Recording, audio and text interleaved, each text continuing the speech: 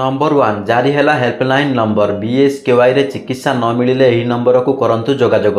विजु स्वास्थ्य कल्याण योजना रे बुझामणा पात्र स्वाक्षर करिथिबा डाक्तरखाना गुड़िक कौनसी रोगी को फेराई पारिबे नाही। सरकार बदल जाइथिबा आଳରେ रोगी को चिकित्सा वंचित करि पारिबे नाही बोली कहिसंती मुख्य शासन सचिव प्रदीप जेना। कौनसी हिताधिकारी एभली समस्यार सम्मुखीन हेउथिले तुरंत सरकारक हेल्पलाइन नंबर को जोगाजोग करने अनुरोध करा जायछि। स्वास्थ्य विभाग पक्षरु एनै सहायता नंबर जारी करा जायछि। एही नंबर हेउछि 104। परवर्ती खबर ओडिशा समेत 4 राज्य रे हेबो हाइड्रोजन ग्रीन वैली प्रकल्प। विज्ञान प्रजुक्ति मंत्रालय पक्षरु एथिपाई प्रति प्रकल्प पिछा 50 कोटी टंका हिसाब रे मोट 200 कोटी टंका जोगाई दियाजिबो।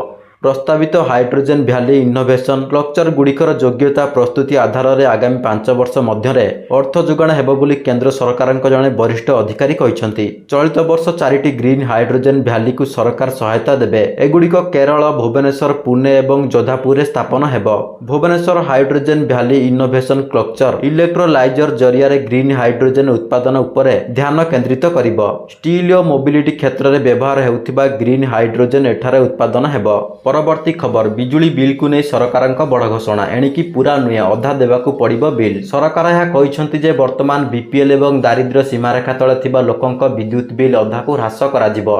अर्थात आपण जहाँ भी विद्युत बिल व्यवहार करेंगे यार अधा देवाकू पड़िबो। एथि सहित 300 यूनिट पर्यंत बिजुली बिल छाड़ कर दियाजिबो। अर्थात 300 यूनिट विद्युत व्यवहार कले आपनको बिल देवाकू पड़िबो नाही। विद्युत बिल ग्राहकों को सरकार बहुत आराम देइछंती। एथिपाई आपनको ऑनलाइन प्लेटफॉर्म को जाई फॉर्म पूरण करबाकू पड़िबो। फॉर्म पूरण करिबा परे दारिद्र्य सीमारेखा तले थिबा यथा बीपीएल राशन कार्ड धारी को मागणारे दियाजिबो 300 यूनिट बिल प्रदान कराजिबो। परवर्ती खबर राज्य को शीघ्र आसिबो मौसुमी। आसंता 2 ରୁ 3 दिन मध्य दक्षिण पश्चिम मौसुमी बायु ओडिशा छुईब बोली जଣାपड़ी। मौसुमी छुईबा पाग अनुकूल रही। तेबे आसंता 48 घंटा मध्य राज्य में प्रचंड बिजुली घड़घड़ी सह वर्षा हेबार संभावना रही। वज्रपात नहीं 20 जिला को हलदिया सतर्क सूचना जारी करिछि आंचलिक पाणीपाग विभाग। तेबे दक्षिण ओडिशा रे प्रबल वर्षार संभावना रही। गंजाम, गजपति, रायगड़ा, मालकानगिरी, कोरापुट, नवरंगपुर, कलाहांडी और कंधमाल रे प्रबल वर्षा हेबार संभावना रही। मौसुमी को बाट कड़ाइबार सहायक हेबो कालबैशाखी।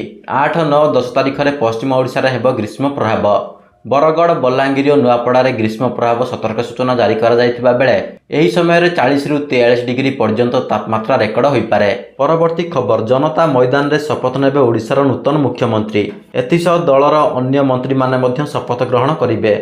ओडिशा रे गठन हेबो नूतन सरकार। आसंता 10 तारिख रे जनता मैदान रे भव्य शपथ मनोरह आयोजन हेबो। एही शपथ ग्रहण उत्सव रे एनडीए शासित राज्यर मुख्यमंत्री मानक समेत प्रधानमंत्री नरेंद्र मोदी और गृहमंत्री अमित शाह मध्य जोग देबे। परवर्ती खबर जवानों शिविर उपरे माओवादी आक्रमण। छत्तीसगढ़ नारायणपुर जिला कोहकेमटा पुलिस स्टेशन अधीन थिबा नूतन प्रतिष्ठित इराकबती सुरक्षा बल शिविर उपरे गुरुवार माओवादी माने 4टी देशी बीजीएल लंचर पकाइबा सह गुली चलाइथिले। सेथिरु केवल गोटिए बीजीएल विस्फोरण होइथिला। तेबे एही आक्रमण रे कैंप किंबा अन्य कौनसी जवानकर क्षयक्षति होई नथिबा जणा पड़िछि। एही आक्रमण पर शिविर रे नियोजित जवान माने प्रति आक्रमण पई प्रस्तुत होइतिबा बेले यह देखि माओवादी माने घंच जंगल को पळाइतिबा जणा पड़िछि।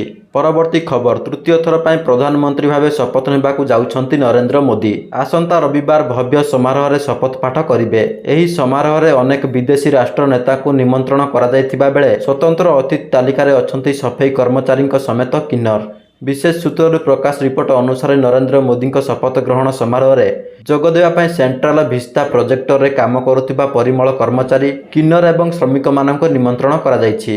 वंदे भारत मेट्रो स्टेशन रे कार्य करुथिबा रेल कर्मचारी, केंद्र सरकार योजनार हिताधिकारी एवं विकसित भारत आंबासडर मानक मध्य रविवार शपथ उत्सव में जोगदेबाकू कार्यक्रम रही।